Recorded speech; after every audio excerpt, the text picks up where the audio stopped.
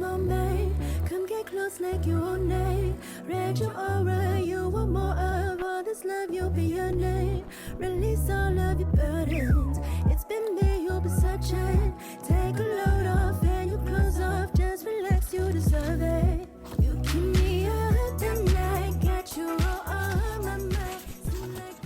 Welcome to my channel. In today's video we're going to be doing a reading vlog. We're doing a reading vlog for Miss Elsie Silver's new release, Wild Love by Elsie Silver. I've been waiting to get started on this for so long and it's finally time to read it. I thought, perfect, sun's out, brand new book on a Saturday, we're gonna get reading this. Now I've already started it. I'm on chapter 8 and I am annotating it. So I've got my annotating supplies, I've got my tabs, my pen and my highlighter. I'm not usually a pen girly in books, but the type of highlight I'm using isn't my normal one, so this is how we're doing it. I'm really enjoying it so far. Get straight on into the video, shall we, and we'll just see what it comes and what happens. Rosie has definitely got my humour. Just that one sentence, probably because they are, is like my humour in a tea.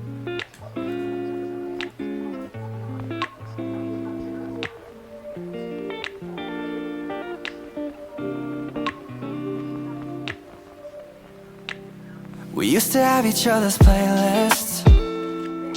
No, used to be each other's best friends. Yeah, and now we go our separate pathways, but your heart's still in mine. Yeah, and maybe we could try it next week again, but I don't wanna think what's happening. So I've got up to the emails bit. My friend who's already read this was like, tell me you get up to the email bit because the emails are so funny. So I've got up to the email bits between Rosie and Ford. So it goes on and she sends him an email going, good afternoon, Dark Lord. And then like tells him about what she's done and then goes, all my best, Rosaline Belmont, business manager at Death Eaters Records, which if anyone knows me, I'm like one of the biggest Harry Potter fans ever. It's so that I was like, that, yeah, you saw my reaction. And then he finishes his email going Tom Riddle. He doesn't even put his name, he puts Tom Riddle. I am already in love with these two characters. Like Rosie has a similar humor to me. Oh, where's this quote? I've been highlighting, but like and stuff. There's this quote that Cara, which is Ford's daughter, you learn about it in the first chapter, goes, they definitely give off grandparent vibes. Rosie goes, probably because they are, which is like, that's me to a T. That's very much my humour. I'm very, very much sarcastic. And then Cara does this, says this to Ford, which this book is just so funny. I think Rosie's about to have a mental breakdown. Also, I'm going to go to a parent's house with her, see you later, which is just a mood. Just generally a mood. This book, I'm not even like that fine to it. I'm 132 pages in. This book has made me laugh. It is so funny. Ford and Rosie is just beautiful.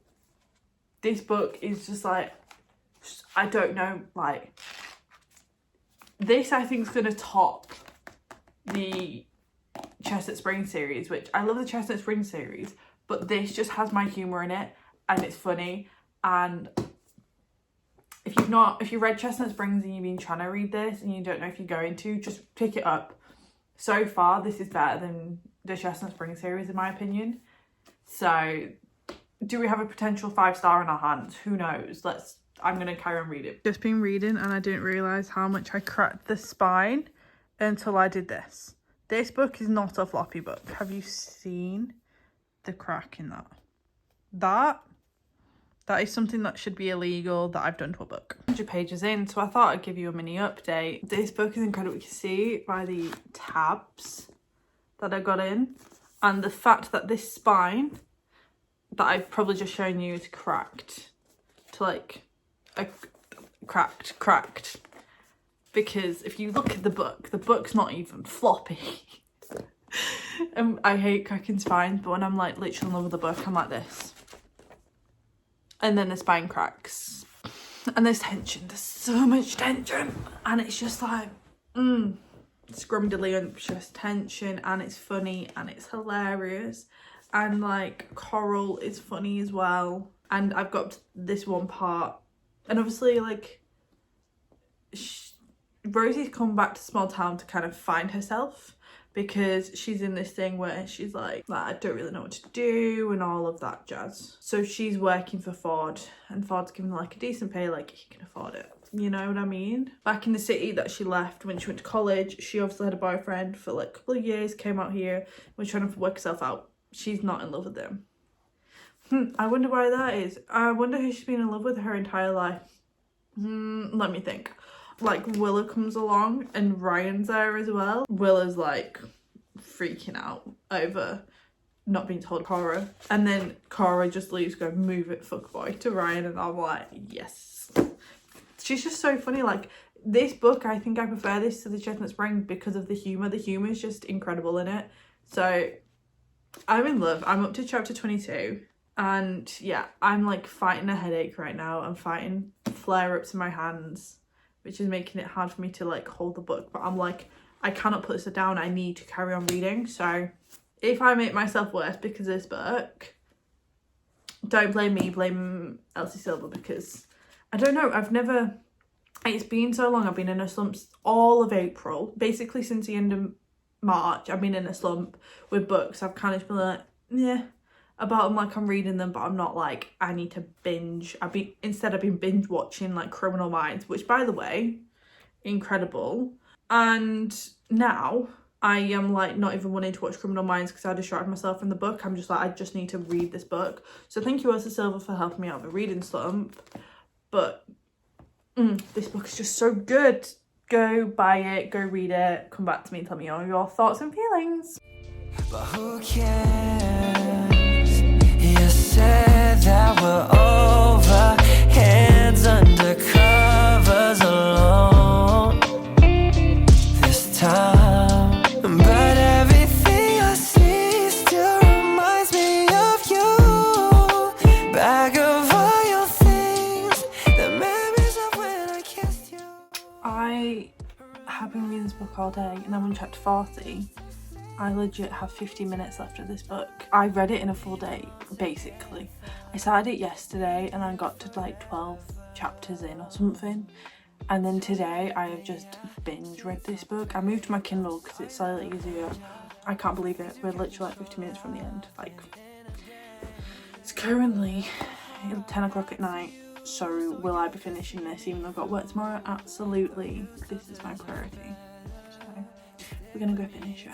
Most people won't even realise this, but where it says Rosie's Dock is one font, and then you go down and it literally turns into a completely different font and then back to the other one.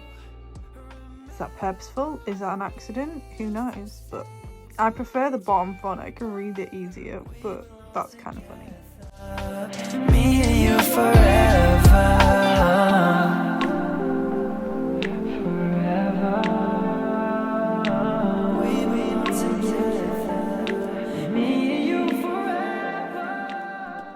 We're done. We finished it. 5 star. Solid off the bat. Don't need to think about it. 5-star read. This is the best Elsie Silver book I have ever read in the history of ever. Am I doing the ending of this video looking like this? Absolutely am, because Ford Grant has nothing against the Chestnut Spring series. Like, the Chestnut Spring series men are Daddy Kane, absolutely. However, Ford Grant, 5-star read. He is the best Elsie Silver man that I've ever read. This is the best Elsie Silver book I've ever read.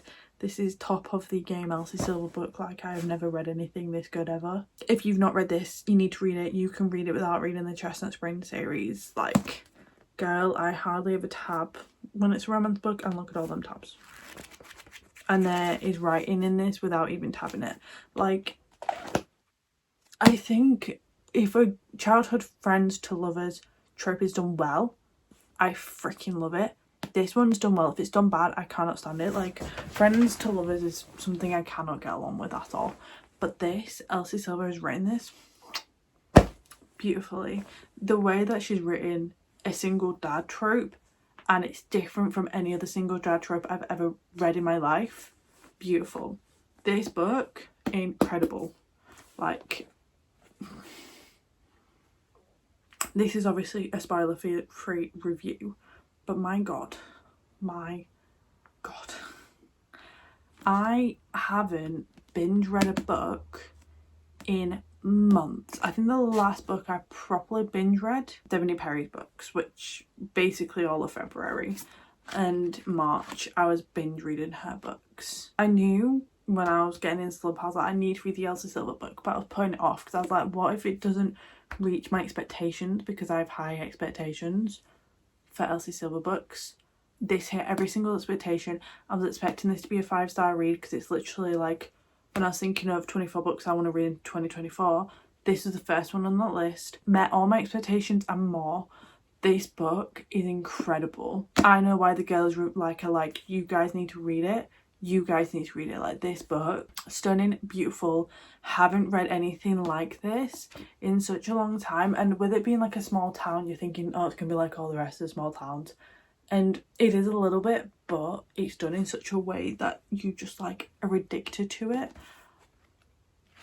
Like, the humour in this, the fact, like, what I love about this most is the humour, and like Rosie and how Rosie is and Grant is, and the email exchanges, and just the humour, because they were like these friends who were like frenemies and have that banter with each other. Like, they just, even when they're like falling in love with each other, they've still got that banter, and that banter is like my humour of banter, because I'm putting this out here, I'm British, as you can probably tell. When you're reading American books and you're British, sometimes American humour does not hit, because especially a northern girl like me, humour is very much taking the mick out of each other and kind of being quite brutal to your friends. Like, a bully romance is basically northern flirting, because you just literally just take the mick out of each other. You're really sarcastic to each other, or at least I am. I'm a very sarcastic person, you know, in real life. The fact, like, there was that banter that I could relate to as a British person, which is very hard when it's a, I don't know if she's Canadian. Is she Canadian or is she American? Oh, I don't know. Well, whichever one she is, sometimes the humour doesn't translate to British humour, and this translated to British humour. As you can tell in some of the clips, I was literally laughing out loud. I was giggling to myself. Giggling. Like, girl, if that doesn't make you want to pick up this book, I don't know what will. I was giggling to myself. I went through the motions. I almost started crying. I was giggling to myself. The smut was something else. Like, But yeah, I love this book so much. Like, so much. I'm making everyone that I know who hasn't read this yet read this, because my god. All I'm going to tell you from this reading vlog is, if you haven't picked up Wild Love yet, even if you've not read the Church and Spring series, you can pick this up without reading that series. Like, you won't really know who Willa is, but that's completely fine. Like, if you read this and then read the Chestnut Spring series, it's chill. It doesn't matter. Just pick up this book. Just pick up, even if you're a romance reader and never read Small Town before, pick this book up. If you read Small Town and you've read a lot of them, pick this book up. If you're just like, I don't know what to read, I'm a new reader, pick this book up. Everyone will come thank me later. Just make sure that you're over the age of 16, 17. This book is, I'm just putting that out there because I read a lot of smut. So, just putting that out there into the world. This book, beautiful. Everyone please go read it. And if you've read it, let me know your thoughts and comments in the box down below. Let's have a conversation about this book. No spoilers though. Let's not leave any spoilers in the comments, because that is unfair to the people who haven't read this book yet.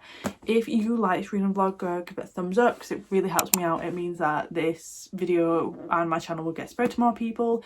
Subscribe if you're not subscribed before, because subscribing will really help me out. Subscribe if you've read this book and it's a 5-star read to you, to be honest. Because if you like this and this is a 5-star, you'll definitely like my channel, and you'll definitely like the books that I read, because this is the type of books that I read all the time, and that's what half my reading vlogs are. Throw into my ice hockey as well, and you perfect mix, Small Town and ice hockey. That's basically all I read. But yes, I hope you did like this video, and I'll see you guys next time in my next video, 4 PM British summertime on a Sunday. So I will see you there. We belong together, me and you forever.